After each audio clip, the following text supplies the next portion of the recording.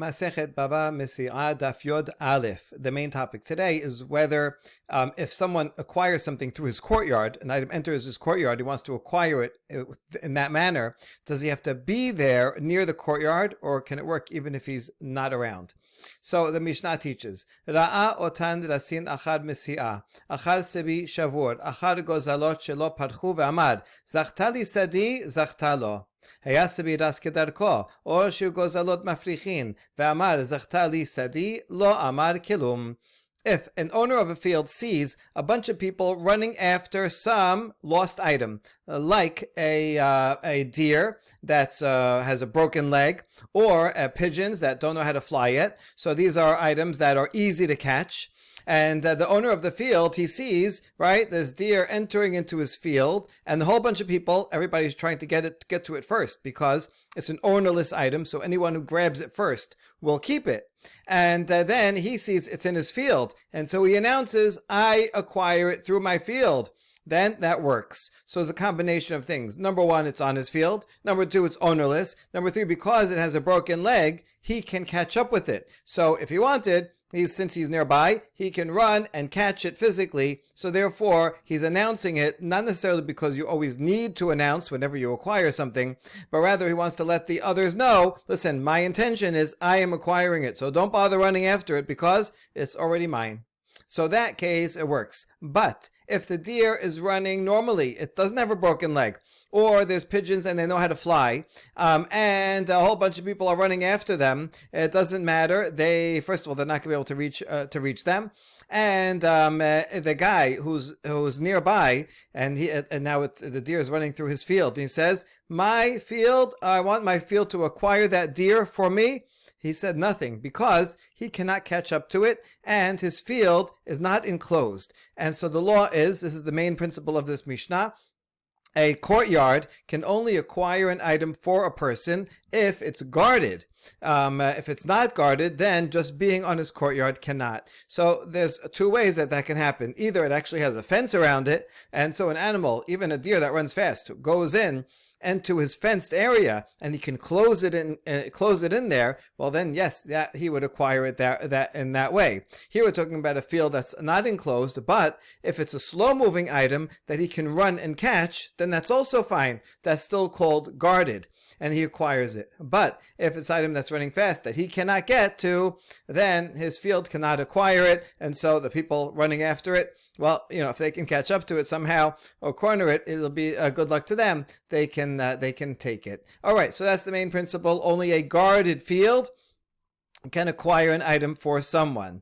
Now, related to that, Amar Rav Yehuda, Amar Shemuel, V'hu she'omed besad sadehu. The only case where a field can acquire an item for a person is if the owner of the field is also standing nearby. If he's far away, the field is not going to acquire it for him. Now we're going to ask a question and actually also bring a proof for Shemuel and see some other opinions that agree with Shemuel. So this is the main topic here. V'tikne le'sadehu da'amar Rabbi Yosef Rabbi Chanina chesro shel adam kona lo shelo mida'ato. Wait a second. Why say that? Why are you saying he has to be there? Why can't his field acquire an item even if he's not standing next to it? After all, Rabbi Yosef said in the name of Rabbi Chanina, a person's courtyard can acquire something for him even without him knowing. So he just, he's somewhere else doing something else. He comes home and he sees, oh, what do you know? A deer went into my courtyard and the gate closed behind it, so it's secured. And even if he doesn't know about it, it works. It acquires. So the answer is hanem lebechaser mishtameret, aval chaser she'ena mishtameret, yomed besad sadehu in la la. Oh, now we clarify what were all the different scenarios. If it's a guarded courtyard, it has a fence and the thing can't go anywhere, then yes, everybody would agree. That's the law of Rabbi Chanina, and Shemuel would agree in that case also that even if he's not there, yes, it will acquire it for him. But if it's an unsecured courtyard, there's no fence there, then he has to actually be there. Otherwise, it's not going to acquire it. And so, if there's no fence, it's not secured, or there's holes in the fence and the thing can get out, then he needs to be there. And with Mishnah is also adding, he not only does need to be there, he also has to be able to catch it. But let's say it's like an immovable item, just some item that dropped there. So as long as he's there, okay, it's in my field, so he's guarding it, he's securing it. So him being there makes it into a secure field. But if it's an unsecured field, right, there's no fence, and the owner is not there, then it does not acquire an item for him. That's what the law that Shemuel was teaching us. Good. Now that we clarified what he's saying, let's find a source. How do you know that a courtyard that is not guarded, if he's standing there, then it's fine. If he's not. I say guarded means secured in some way. If it's unsecured, has no fence, then he has to be standing there in order to make an acquisition through the courtyard. How do you know? From the following, Baraita de Tanya. היה עומד בעיר, ואומר, יודע אני שעומר שיש לי בשדה פועלים שכחוהו, לא יהיה שכחה, יכול לא יהיה שכחה, תלמוד לומר ושכחת, עומר בשדה ושכחת, ולא בעיר. We're talking about this pasuk here that says, if you go and you harvest your field and you forget a sheaf out in the field, you're not allowed to go back. This is a lo ta'aseh, right? Once you passed it, you're not allowed to go back and take it. Rather, here's a misvat ta'aseh, you have to leave it for the orphan and the widow, for the poor, for the stranger, so that Hashem will bless you. So this is a law of shichcha. Now we want to define exactly what the case would be, right? When do you forget? When do you remember? Who is it talking about? So the law is it has to be forgotten by both the owner and the workers that are actually working in the field. So here's the scenario. If the owner is in the city, he's not near the field, but he says, "Oh, I'm now remembering that there's a sheaf in my field that I know that the workers who are there forgot about it. But I didn't forget about it. Right now I'm remembering that when I was there, the idea is he was in the field, he saw that sheaf, and then he left. He didn't think about it, so he kind of forgot about it. And then when he's in the city, he remembers, you know what, there was a sheaf on the side there, and I noticed that the workers, they went the other way, and they forgot it, but I'm remembering it. And so since I'm remembering it, I want it to not be shichecha. I don't want the poor people to take it. I want to keep it for myself. So that's the question. If he does that, can it be that it will not be shichecha, that he in fact can keep it? This is the way of the Midrash to ask a rhetorical question first, and usually the answer is the opposite of it, right? So can it be that it's not shichecha and the owner can keep it? That's why the pasuk says, "V'shachachta omed basadeh v'shachachta." If you forget it in the field, meaning if the owner is in the field but not in the city, it means something like the whole law of shichecha applies when the owner is there in the field and not in the city. Somehow, meaning this line is not clear. The Gamaliel is going to clarify it, but it seems to mean that you can only call something forgotten if you're there and you have a possibility of knowing about it, but forgot about it and skipped over it. But if he's in the city altogether, then since there's no possibility of forgetting about it because he's not even there to possibly know about it, then you wouldn't call it shichecha. So it means something like that. But let's clarify what this baraita means, and then we'll know what the proof is for the law of Shemuel. Hagufa kashya. This baraita seems to be self-contradictory. Amat yachol lo yehe shicha al mahave shichecha. ונסים לה תמודה בשדה ושכחת ולא בעיר. על מה להווה שכחה? The self-contradiction is, in the opening, where it asks a rhetorical question, it says, in this case, when he's in the field and he's in the city, and the owner remembers when he's in the city, I want to remember that thing, that sheaf, that I believe the owners forgot about. So, and he says, I'm remembering it. Can it be that it will not be shichecha? So that's a rhetorical question, and the answer should be it will be shichecha. So it seems from the opening that it will be shichecha. And he has to have, it doesn't work in this. Remembering in the city doesn't work. He has to leave it for the poor. But then once the Gemara goes around and answers it and finds a derivation, so it says, oh, the law applies in the field but not in the city. So that means it's not shichicha. The law of shichicha does not apply when he's in the city. So you don't leave it for the poor. He can keep it for himself. So this baraita is contradictory. We do not understand it. Ela lav hachika amar. This must be the correct interpretation. Basadeh shachuach mikaro have shichicha. Zachur ulbasof shachuach en shichicha. Mai ta'ama dekevan deka'e gaba havya lechasero vezachtale. If the owner is is next to his field, and he forgot about it to begin with. Right, even while they were processing everything and harvesting, he forgot it from the outset. Well, in that case, he's there. He forgot about it from the outset, so surely he has to leave it there. That's the normal case. But what if he knew about that sheaf? Right, he's as he's going through. Right, he's checking everything. They're bundling it up, and he sees it. Oh, okay, this is mine. But then he forgot about it afterwards. So he had knowledge, but then forgot about it afterwards. Then that is not shichicha, because even though he wasn't thinking about it actively the entire time, because he recognized it, saw it, right, and he numbered it. Oh, this one, yeah, that's mine from the beginning. So then it's not forgotten. He doesn't have to have it in mind all the time. So then he can take it, and the owner can keep it. Why?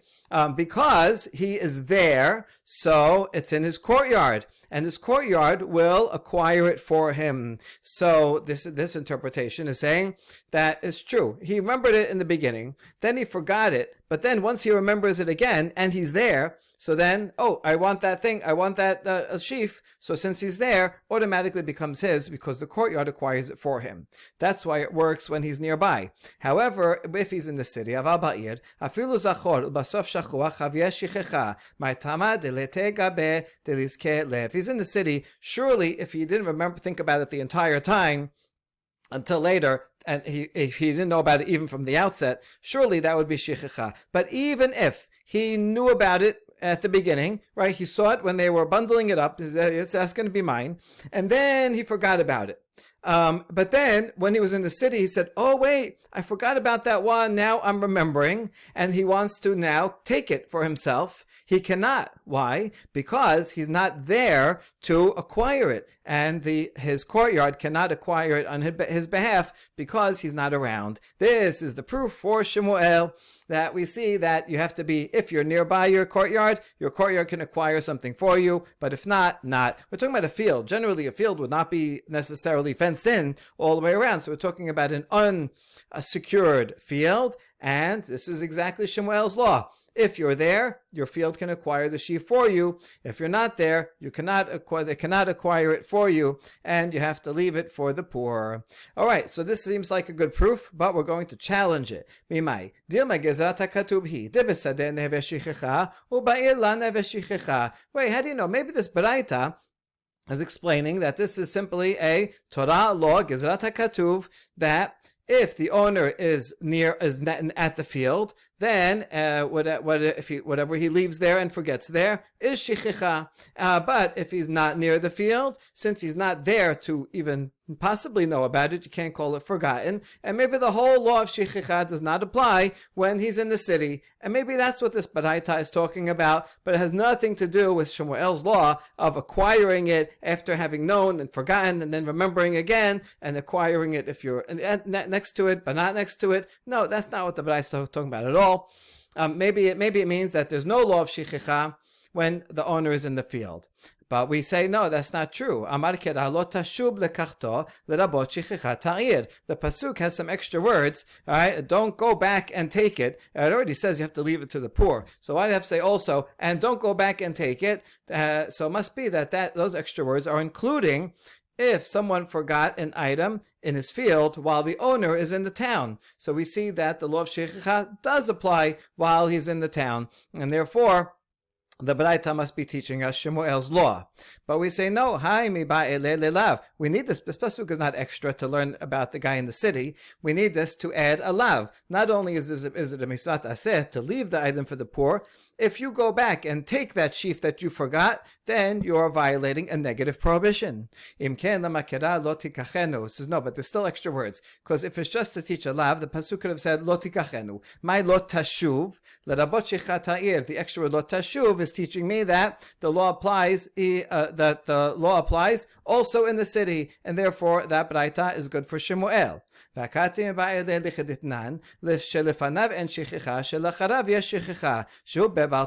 but these words lo tashuv is also not extra, because I need it for what we learned in Mishnah in Pe'ah, that whatever is in front of the farmer is not shichicha, meaning as long as he's on his way, he has a path through his field that he goes and collects all the sheaves. So even if there's some sheaf that he doesn't see and doesn't know about it right now, if it's in his path, you don't call that shichicha, because he's going to get to it.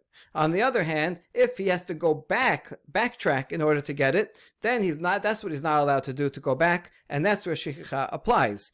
And that's what the lav will apply. So I need the word lo tashuv to teach me that. So actually there are no extra words here. And continuing on that Mishnah, zeh hakilal, kol shehu bebal tashuv, shichicha, kol sheno bebal tashuv, eno shichicha. The general rule is that anything that you have to go backwards to get, then that's called shichicha, and you have to leave it. But if you don't have to go backwards, it's on your way, wherever you're going to, planning to walk to collect the sheaves, then that's not called shichicha, whether you actively knew about that particular sheaf or not.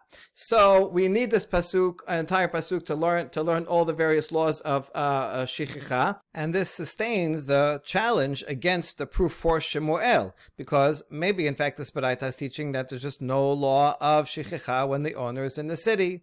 But finally, we answer this challenge. Amar Rav Asher. Amar kedai yihiyeh l'rabot shechicha ta'ir. There's still an extra word that you didn't account for, and that's lo yihiyeh. It's here in the pasuk. So that comes to include when the owner is in the city. That it's just an extra word, and so the shechicha applies even when he's in the city. Therefore, from the word yeh, we know that shechicha applies to the city. Therefore, that baraita must be teaching something else, that there's a difference in the outcome, whether the owner is in the near his field or near the city. What does this apply to? It applies to a case where he saw it, but then he forgot about it. But then he remembered again, and so now he wants to reacquire it. Well, if he's next to the field, then he can acquire it through his field. But if he's in the city, he cannot acquire it, because you cannot acquire something through your field if you're far away. And that is exactly what Shemuel said. Good. So finally, we do have a good, a valid proof for Shemuel's law. And not only did Shemuel say it, he's a first generation Amorah in Bavel. V'chen Amar Ula, vehu she'omed besad sadehu. Ula also, who is from Eretz Yisrael, a little bit later, second, third generation, but he often traveled between Eretz Yisrael and Bavel. He agreed. V'chen Amar Abba bar Hana, vehu she'omed besad sadehu, a later rabbi in Bavel. So they all say one's field can only acquire an item for him if it's an unsecured field, if the owner is standing nearby. All right, good. So far we have everybody in agreement. But now we're going to see a serious challenge from Rabbi Abba, who's challenging Ula. Ula, who we just saw, agrees with Shemuel. So the challenge is from a Mishnah in Masechet Maaser Sheni. Maaser Raban Gamaliel Uzukenim, Shu Ba'in Basfina. Amar Raban Gamaliel, Isur Shani Atid Lamod Natun Yoshua. Raban Gamaliel and the other elders, his colleagues, were all traveling in a boat. Raban Gamaliel is often found traveling on a boat. He wasn't, after all, the Nasi, and therefore maybe he had to make diplomatic trips to go to Rome to meet with the emperor or whatever other diplomatic missions he had to go on. Anyway, he's often on a boat, and while he was on the boat, he realized that he has produce back home on his field in Eretz Yisrael, and he did not take maaser. And so there's a problem. So he wants to take maaser right there on the boat. Maaser Rishon has to go to a Levi, and maaser Ani has to go to poor people. So how's he going to do that? Well, luckily he had Rabbi Yoshua on the boat, Rabbi Yoshua ben Hananiah, who was a Levi. So he says, he announces, the maaser that I'm going to separate from my produce, back home I'll physically separate it, But whatever I end up separating when I get back home, I want to give to Yoshua, you on the boat, right? Thank you very much.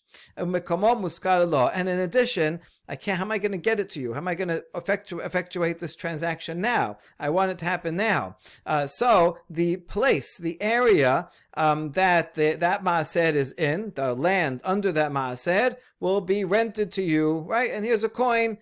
Or to be Yoshua gave Raban Gamaliel a coin, right, to rent out that area so we can acquire it, right? It seems he's acquiring it through owning the area where it is, right, which we're going to assume right now is a kinyan hatzer. He's acquiring it through a courtyard. Okay, ואיסור אחר שאני עתיד לעמוד נתון לעקיבא בן יוסף, כדי שיזכה בו לעניים מקומו מוזכר לו. And also for the maaser that belongs to the poor, I am also, when I get home, the tent that I will measure out and separate from my produce, I am hereby giving to Rabbi Akiva. And Rabbi Akiva himself is not poor, but I want Rabbi Akiva to be in charge of distributing it to poor people. And how am I going to effectuate this transaction? Oh, I'm going to rent out to him the land that's under that area where that maaser is, and he receives a coin. And so now he effectuated this transaction. Now here's the challenge. Were Rabbi Yoshua and Rabbi Akiva near the field, standing next to the field of Raban Gamaliel? They were not. They were on the boat with him. And so, assuming that they are acquiring the produce through the courtyard that they now own, right? That they now rent.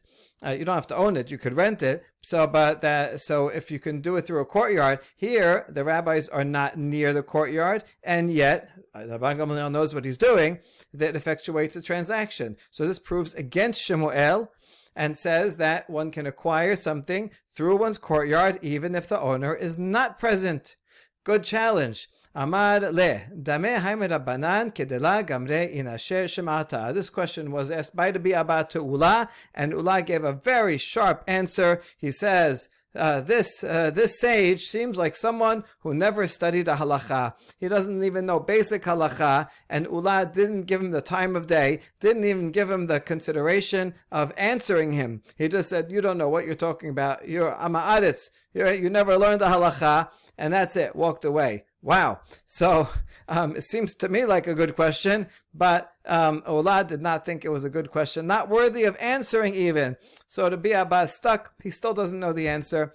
Ki ata l'sura amar lehu. Hachi amar Ula v'hachi ot bite. So he got to Surah, he went to the Bet Midrash, and he said, listen, this is what Ula said. He agreed with Shemuel that an unguarded field cannot acquire unless the owner is there. I challenged him from this story about Raban Gamaliel. I don't know what the answer is. What do you guys think? Amar le ha'u merabanan. Raban Gamaliel metaltele agav mekarkae hikna lahem. Rabbi Zera kibela, Rabbi Abba lo kibela. So one of the students there in Surah explained Raban Gamaliel was not trying to effectuate an acquisition through something being in the courtyard, right? That is something that is put into your courtyard you can acquire. That's not what he was doing. He was using a different kind of kinyan called kinyan agav.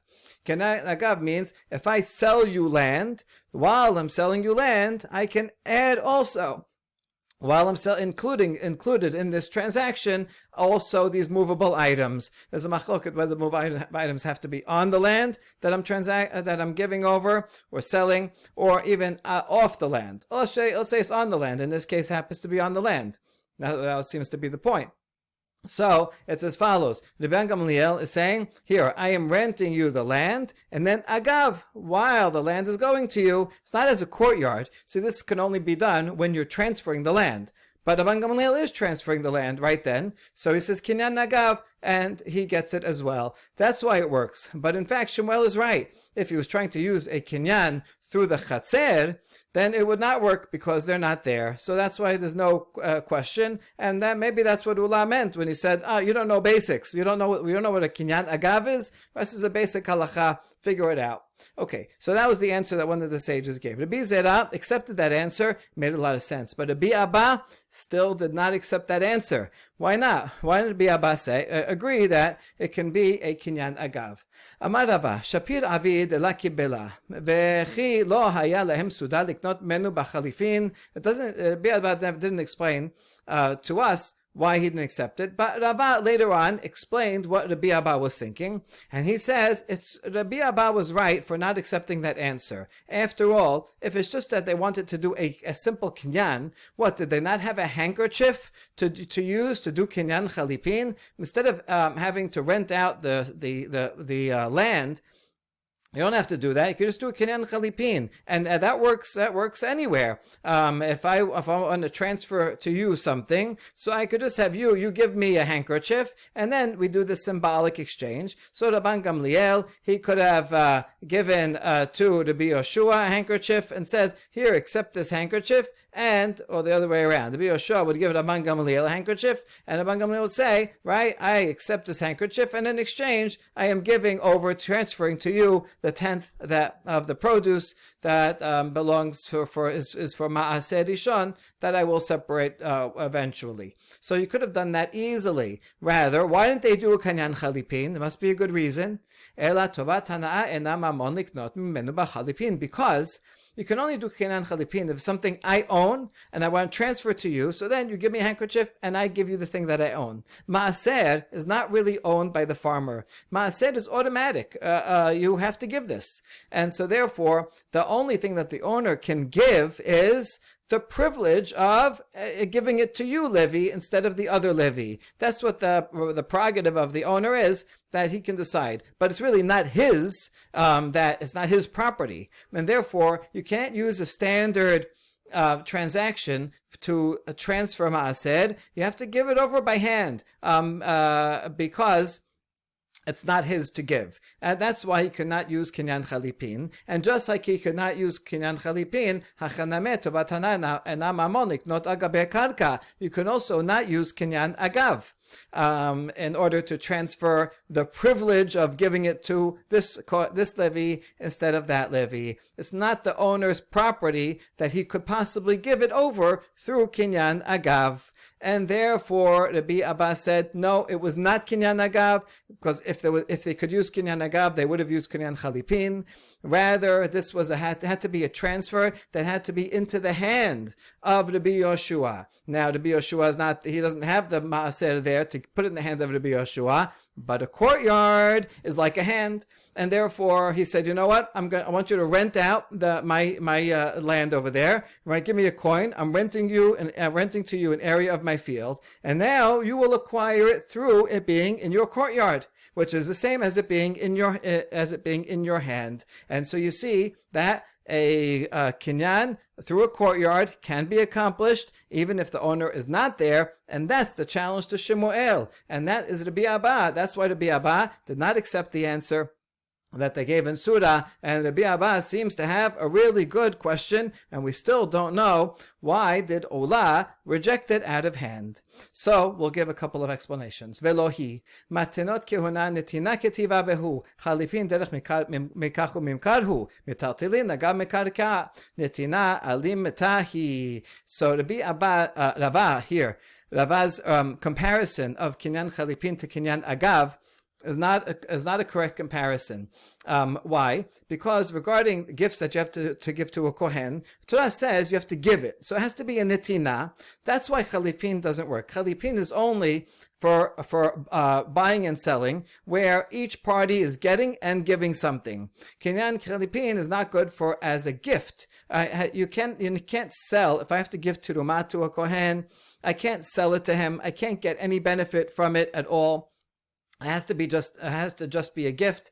I can't accept a coin for it. And therefore, kinyan chalipin, I'm giving him the terumah, but he's giving me a handkerchief. It's not the proper way to give a gift. And therefore, that's why chalipin didn't work, and that's why they didn't use kinyan chalipin. However, kinyan agav, that's fine, because if I'm giving you a field, I can give you also the ma'aser teruma or ma'aser agav, the field. That is a form of giving. That's okay, right? And even though he doesn't own it, the owner doesn't really own the ma'aser, but it's okay. He just has to use a form of acquisition that can be used for giving and not barter that's used for giving and taking. So in fact, kinyan agav would be totally fine, and that's exactly what Raban Gamaliel did, and that's why Ula is right. Ula said, "What, you don't know what kinyan agav is? It's not even worth me taking the time to answer your question."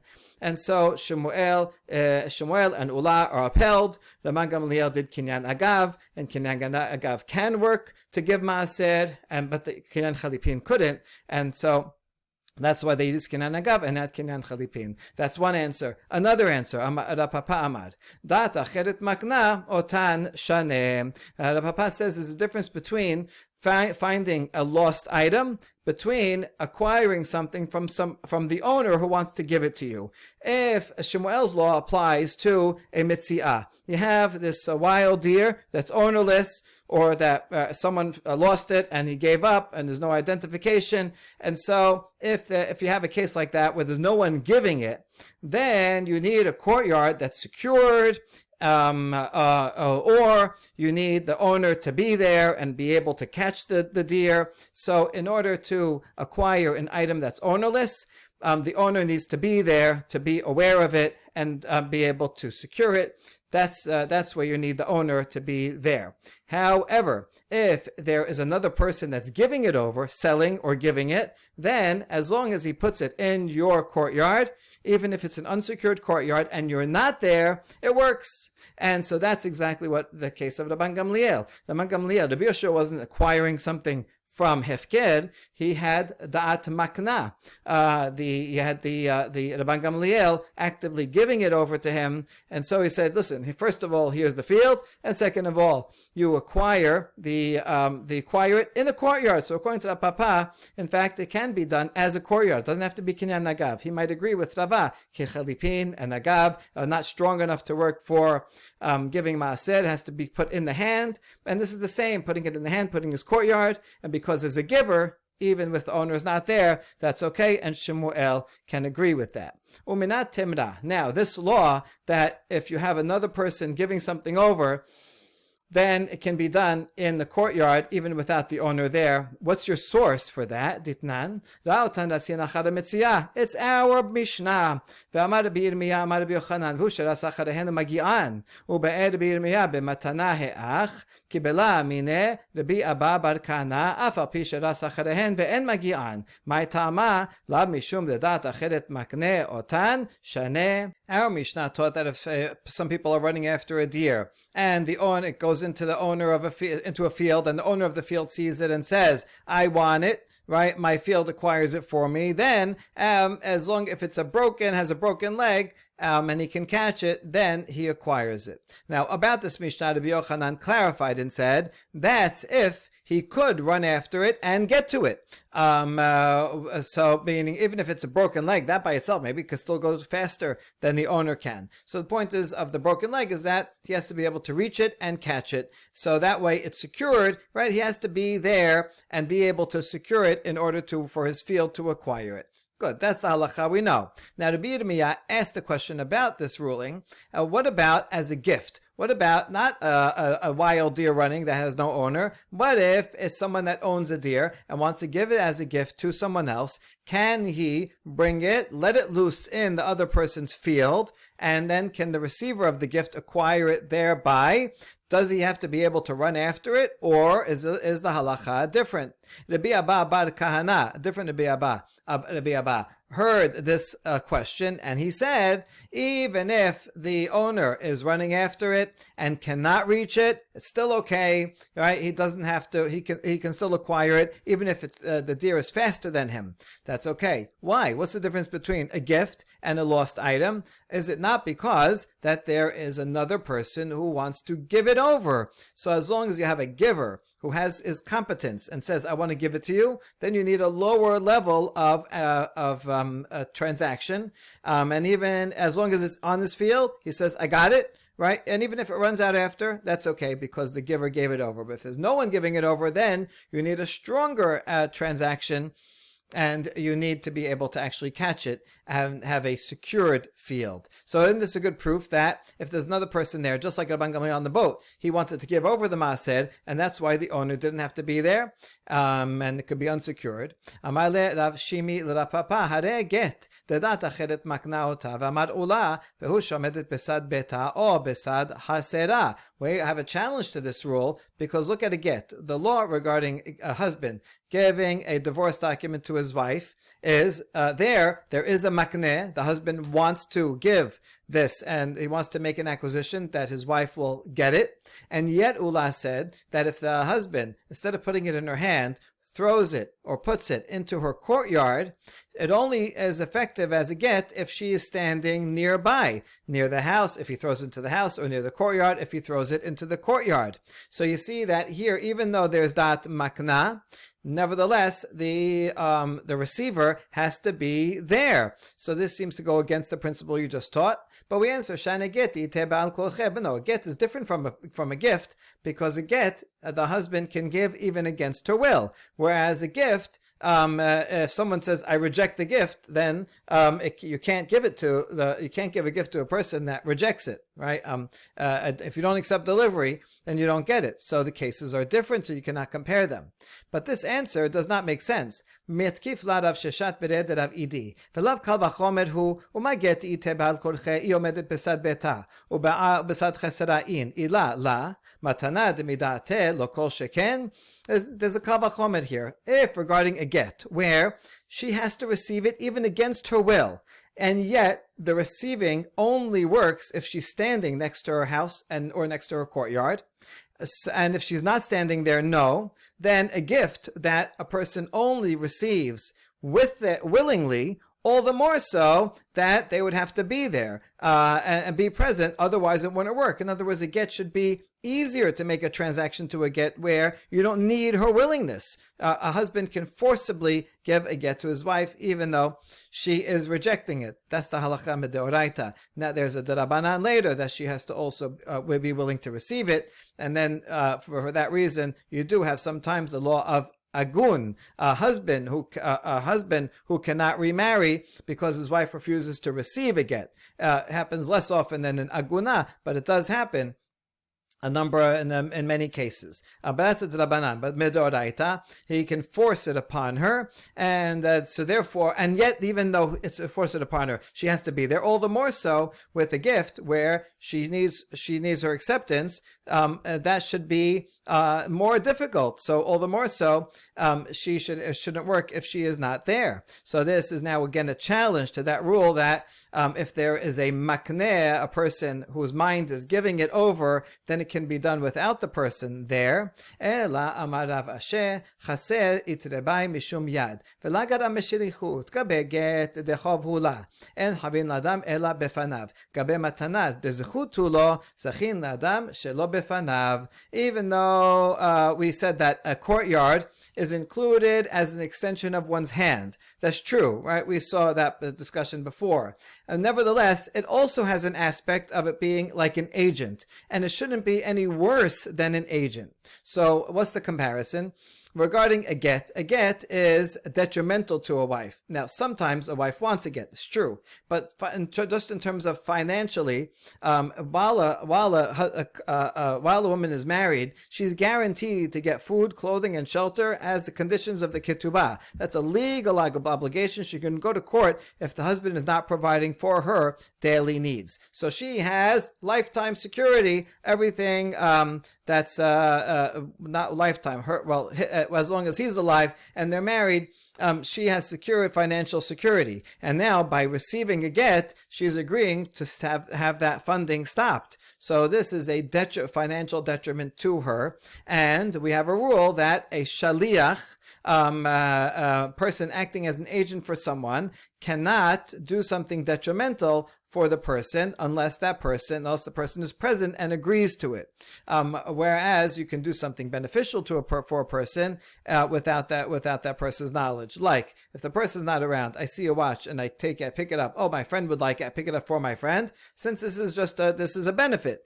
So then we can assume a benefit, and I can do it on that person's behalf. But if I buy a stock on behalf of my friend, right, I say, oh, my friend, I think would like the stock. Yeah, but it could go down, and then he would lose money. Then I'm going to say, oh, I bought this on your behalf. Yeah, but it lost money. So I can't do that, and then on his behalf, and the acquisition does not work. So here, regarding chatzer, it has an aspect of an agent, and an agent cannot do something could be to the detriment of the owner, and that's why a chatzer, a courtyard, will not acquire the get unless the woman is standing there and thereby indicating, I agree, it's okay, I don't want your fruit anymore, I agree, I want the get.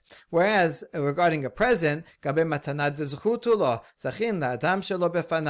gift is a good thing, right? Everybody wants a gift. It's better than not having whatever it is, even if it's a cheap watch, better than zero watch. And so that is a benefit for a person, and that's why get is not relevant to this. It's not because get is be'al korcha. It's because the get, she has to be there because it's a detriment to her. That's why she has to be there. But if it's a regular gift, then since there is a dat makneh, there's someone giving the gift, the owner does not have to be there. The courtyard can act as an agent on behalf of the recipient. So in conclusion, we see that Shmuel's halakha all the way from the beginning is confirmed, and we answered all the questions. The owner does need to be there in a case where the courtyard is unsecured, and it's an ownerless item that he's trying to acquire. So that you need a higher level of acquiring, you need the owner to be there, because that's what secures it. So if you have a secured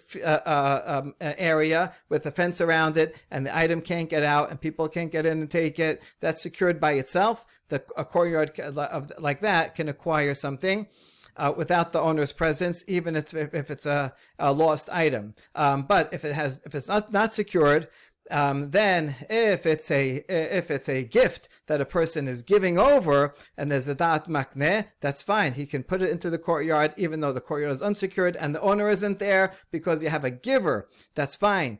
That's the case of Raban Gamaliel. But if it's a lost item, or a hefked item that he wants to acquire and it's not secured, then the owner needs to be there in order to be the security in order to acquire the item. Baruch Adonai Leolam. Amen ve'amen.